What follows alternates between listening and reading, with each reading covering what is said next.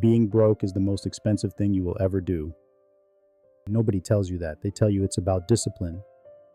But you're already paying for it, quietly, constantly, in dollars and in something worse than dollars.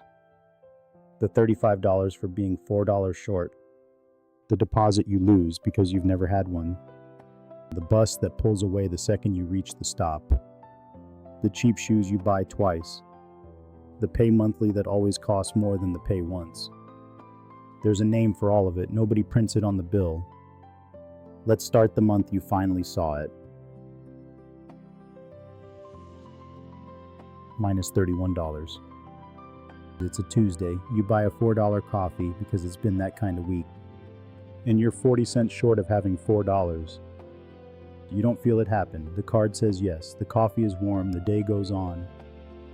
That night, the alert. Overdraft fee, $35. For being 40 cents short, the bank charged you $35. Then the second one. A subscription you forgot renews at 11 at night into an account that's now negative. And the bank helpfully charges you another $35. $70 for being short on a coffee. You walk into the branch the next morning to ask about it. Marble floors, glass, a ceiling built to make you feel small. It works. The teller is kind and can't do anything. The fee is the product. You are the product. The bank's most profitable customers aren't the rich ones. They're the ones living closest to zero. Because zero is where the fees live, and the fees never sleep. Call it the broke tax, the surcharge for having nothing billed to the people with nothing. At $0, a $4 coffee isn't a coffee, it's a $70 mistake. Here's the cruelest math of being broke. Everything you can't afford asks for money up front precisely because you can't afford it. You stand in an empty apartment you're trying to rent. First month, last month, and a deposit. 3 rents to move into one. The power company runs your file, finds nothing, and asks for $200 to turn on a light. A deposit the family across the hall, the one with the history, never had to pay. The phone wants a deposit, the internet wants a deposit, the used car lot wants the biggest one of all. Every door has a price just to stand in the doorway. You're not paying for the thing, you're paying a fine for being new to having anything. At $0, a deposit isn't a deposit, it's the fee they charge you for starting with nothing. But the broke tax doesn't only take dollars, it takes hours. And you can never get those back. The car you couldn't afford to fix finally died. So now you stand at a bus stop in the cold, watching the bus pull away 9 minutes early. The next one is in 40 minutes, the job is 2 transfers away. The 12-minute drive is now 90 minutes, each way in the dark. The apartment has no washer, so Sunday is the laundromat. 4 hours and $11 in quarters to do what a machine at home does for free. You cash your check at the place with the neon sign because no bank is open when you're off work. They keep $8 of every 100 just for handing you your own money. Everything takes a detour, everything has a line. And while you stand in it, the people with money are asleep or working or with their kids. Poverty isn't just having less money, it's having less time sold back to you at a discount. At $0, an hour isn't an hour. It's the most expensive thing you own, spent just to stay even. The boots.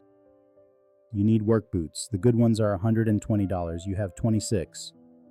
So you buy the $26 pair because 26 is the number you have. They last the winter. By spring, the sole peels and you buy another pair, then another. 5 years go by, you've spent $130 and you've got wet socks to show for it. The person who could spend the $120 once is still wearing the same boots. They paid less and they stayed dry the whole time. It's the coat that doesn't last, the tires that don't, the phone that dies in 18 months. You didn't choose worse things, you chose the only thing $0 could buy. And being unable to spend more is exactly what made it cost more. At $0, cheap isn't cheaper. It's the most expensive thing in the closet. You pay monthly, not because you want to, because monthly is all that fits. The car insurance is $1,400 a year. Paid up front, it's $1,400. Paid in 12 pieces, it's $1,560. $160 extra for the crime of not having $1,400. The couch is rent to own. Pay every week for 2 years and you've bought it 3 times over. The payday place is just $15 on $100 for 2 weeks. Run that for a year and it's 400% wearing a $15 coat. The whole city has a version of this storefront, glowing at night, waiting for the math you can't avoid. Every door marked Pay Later is charging you rent on the money you don't have. At $0, Pay Later isn't a convenience, it's the rent you pay on being broke. And here's the one nobody counts. Being broke doesn't just cost you money and time, it takes away your choices. You can't buy the big bag of rice that costs half as much per pound, because today you only have enough for the small one. You can't wait for the sale because you need it now. You can't drive across town for the cheaper store because gas is $10 at a time. And there's a better paying job 2 towns over, you can't take it, you have no way to get there. You pay full price for everything always. Because every discount in the world is built for people who can wait or buy in bulk or front the cost. The rich pay less per unit for almost everything, not because they're smarter, because they can choose. At $0, a choice isn't a choice, it's a luxury you're taxed out of. Now watch what $1,000 does, not $10,000. 1. It is not wealth, it will not change your address or your car. It just sits there, doing what looks like nothing. But the taxes start switching off, one by one. The coffee goes through and stays $4 because $1,000 stands behind it. The overdraft never fires. You buy the bus pass for the month instead of paying each ride and save the difference for the first time. You buy the big bag of rice, you wait for the sale. You drive to the cheaper store because you can finally put 20 in the tank instead of 10. The month the car needs $400, you don't visit the payday window, you just pay the $400. You stop paying to be broke, and the money you stop losing is the first money the system has ever let you keep. At $1,000, the broke tax doesn't shrink, it stops billing you. A year of not paying the broke tax and the whole machine runs backward. You pay the insurance once now and pocket the $160. You buy the boots that last and your feet are dry for the first winter in years. You buy in bulk, you catch the sales, you get the deposit back instead of the overdraft. The hours come back too. A small reliable car turns the 90-minute commute back into 20. That's 2 hours a day handed back to your life. The bank that charged you $70 for a coffee now pays you a little. Cash back, not fees. Nothing about you changed. Same job, same coffee. The only thing that moved was the $1,000 standing behind everything you do. And you finally understand what the broke tax actually was. It was never just the fees or the hours or the lost choices. It was living with no room, where every small mistake costs the most to the people who can least afford one. At a cushion, money stops being a tax, it starts being a tool.